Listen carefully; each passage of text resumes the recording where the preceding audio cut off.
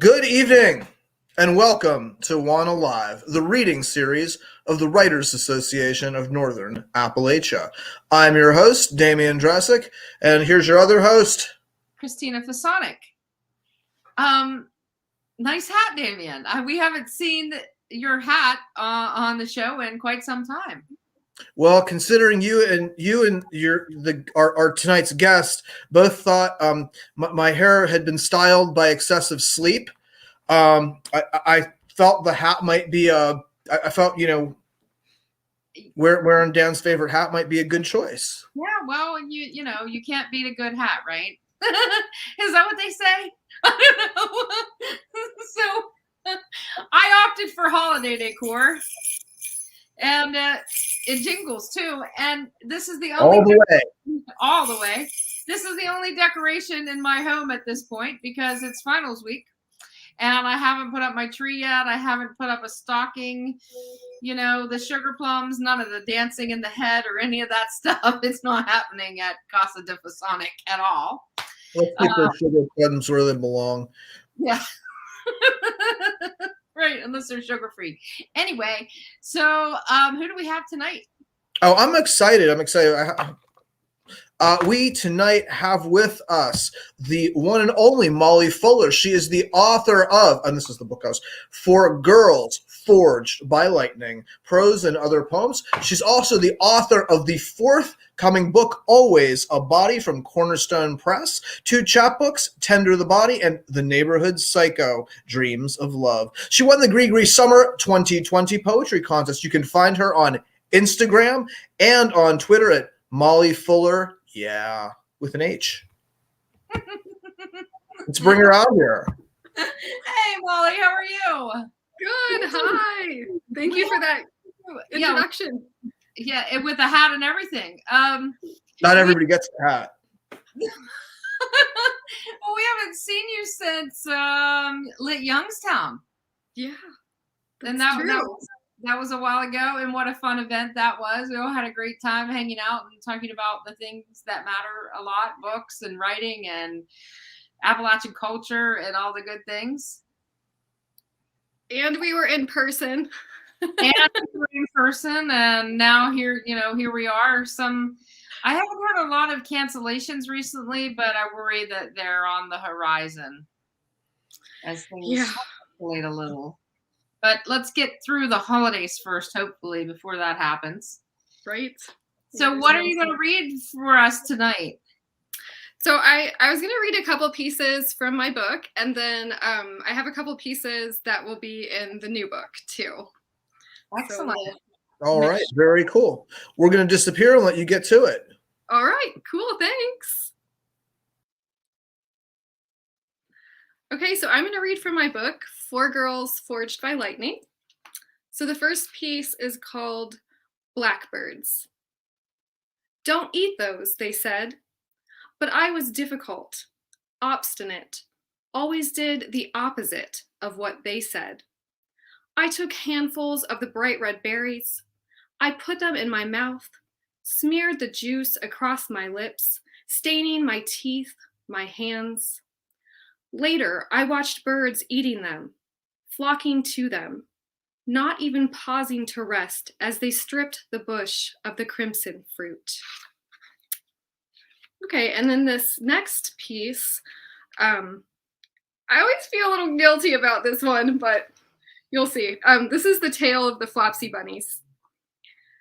All the girls in the yellow wing of the hospital give birth to rabbits at the same time in the same day. The nurses bundle them up in pink and blue. The new mothers coo and rub their soft velvet heads.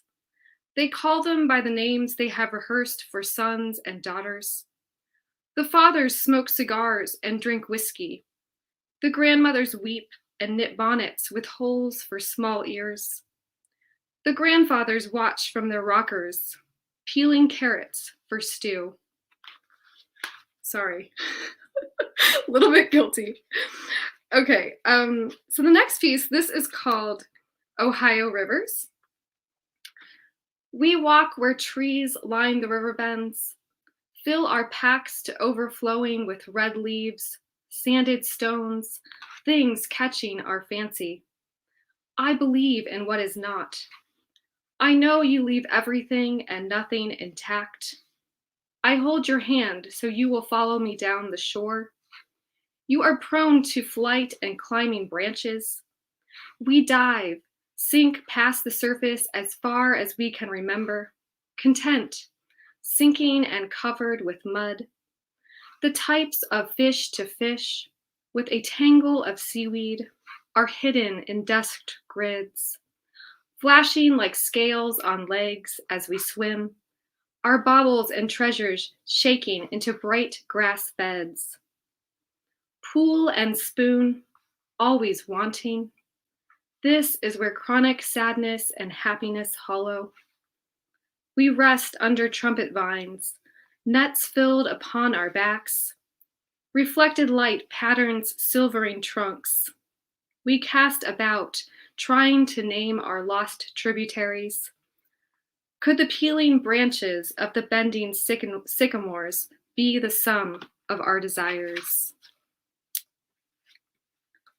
And then this last piece that I'm going to read from my book is called Cornfields for Miles. So I grew up in the Midwest, obviously, in Ohio, and I lived in Appalachia for 6 years when I was at Ohio University, and then I worked at Marshall University in Huntington, West Virginia for 2 years. So you can see some of the Appalachian influence in my writing. So this is Cornfields for Miles. These fancy shackles keep me rooted. I dig up the amaranth seeds. Let each one remind me how growing flowers sound. I ask my sons to bring me rings, my daughters to circle me with tears, my grandchildren to collect the pocket watches hidden behind the walls and bury them beneath the house. I wait for the girls to grow taller, to remind me how each inch decreases their chances. They press dolls against their chests and practice being women. When the boys pull rabbits from their nests, I hold my tongue. I live in bartered silence. I offer up pails of fresh milk to illuminate the night. Okay, so that's from my book, Four Girls Forged by Lightning. And then I'm going to read at least one piece. I'm trying to keep track of my time. So this is from my new book. And this was published in the Hopper, which I don't know if you can see that. It's absolutely gorgeous literary journal. So check that out. So this is called Fractals of Skin Hunger. We are mostly water. Everything we love, precious and scarce. Vast, flowing, unknowable. Ever more longing, awestruck ferocity. Unthinkable to lose such a world. Wetlands, corals, forests, mangroves, fish, seagrass. No restraint of the habit to be exploited recklessly. Thorough and meshing, water collects other water. A fragile tendency holds bodies together.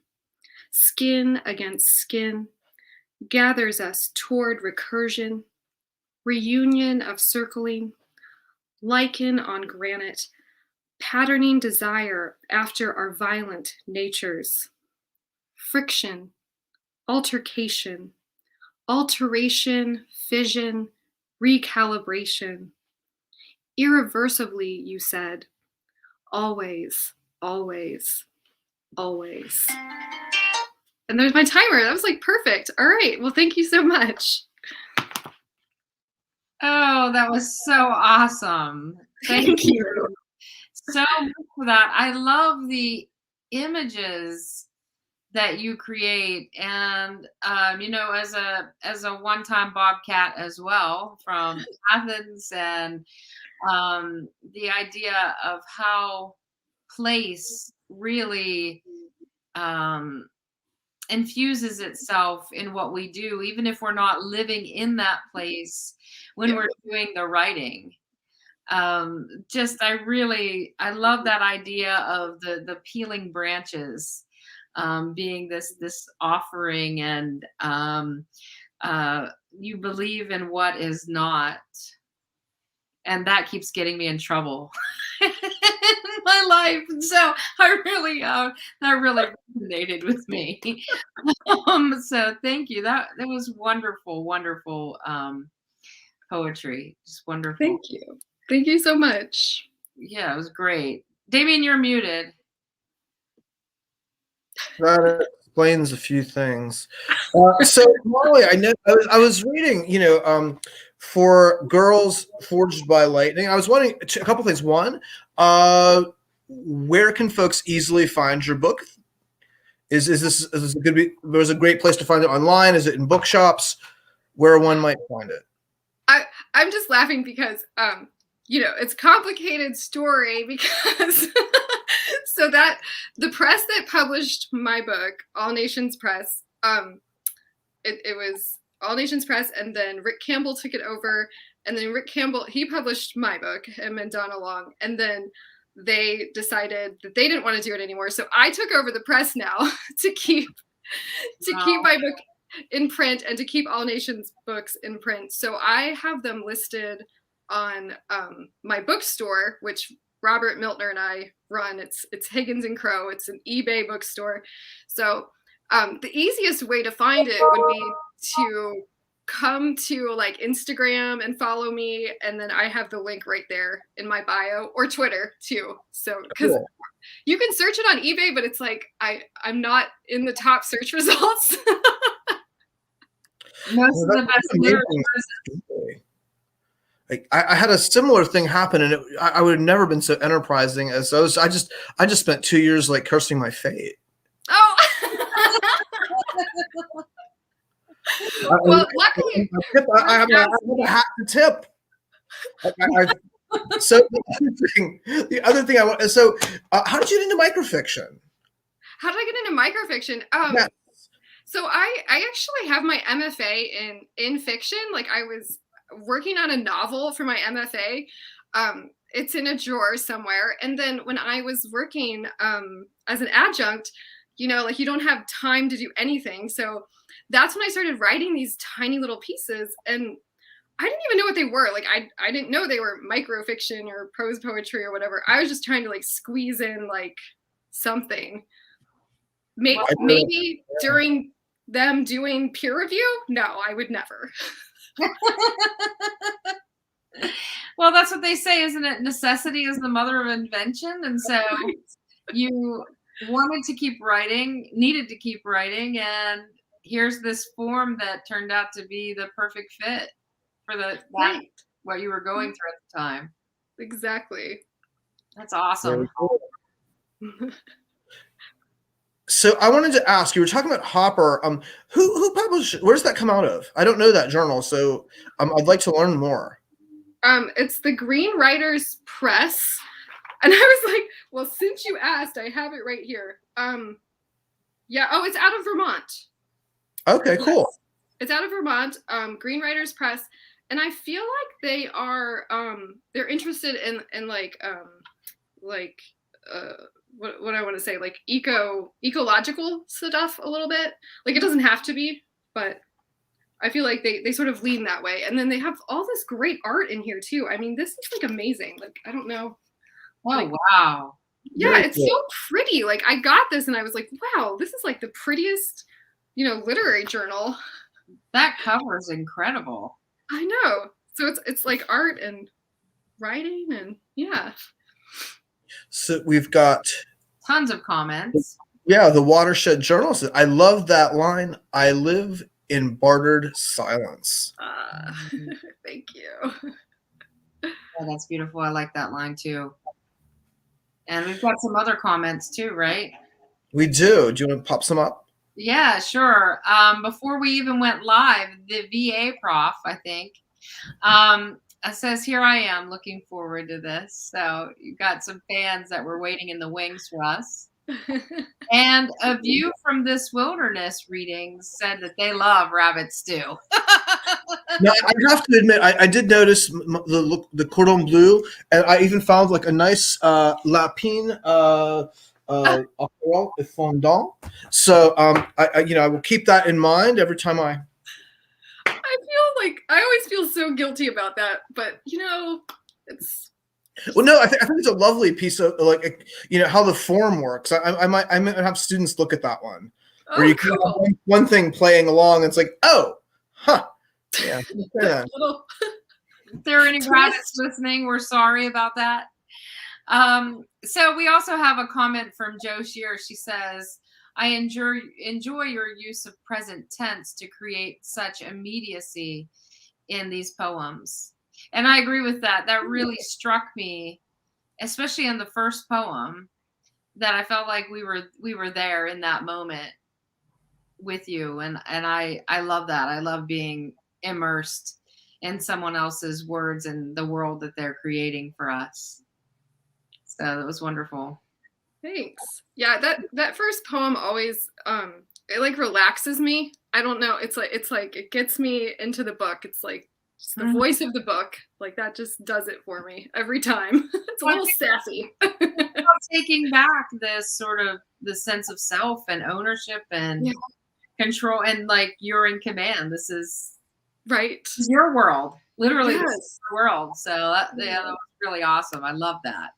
Cool. Thank you. Yeah. So we got anything else going on, Damien? Well, we're going to be seeing folks next week at the same time. We are still booking our guest. We are going to be taking a little bit of a break at Christmas. You deserve it. And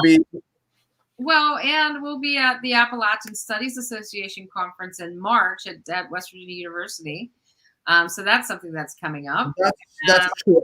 That's true. Christina, you're going to be promoting your new book, aren't you? What? Wait, no. Well, you're not promoting. Aren't you doing something with Bob from the Heinz History Center? Oh, my last book. Yes. I was like, wait a minute. It's your new book because it's your newest book. Did you see the panic? Yes, I'll be there talking about my book, my last book. And I was panicking like, I did not understand the assignment. And I know, Molly, you know what I meant by that. And so, yeah, that will be there. But WANA will be there, too. You'll be there doing a reading, right, with Larry Thacker? I will. Bottom Dog Press is being represented by myself and Larry Thacker. We're going to read some my book 40 Patch Tongue. Larry's going to be reading from his new book, so that'll be fun. Yeah. Maybe we'll see you there, Molly. Fantastic. Where is that again? It's going to be at WVU this year. I'll send you some information. It's the please do. Association. They're awesome. Yeah. The wilderness readings say view from this wilderness readings, incredible reading. Thanks so much. And Andrew is saying, well done, Molly. So you got some fans tuning in. Yes, awesome, really wonderful work, and it's so nice to see you again. And I always appreciate laughing with you. That's the best part, right? I know, so much fun. It's great. All right, everybody, we're out. I think, right? Have a great night. Good night, everyone. See you next week.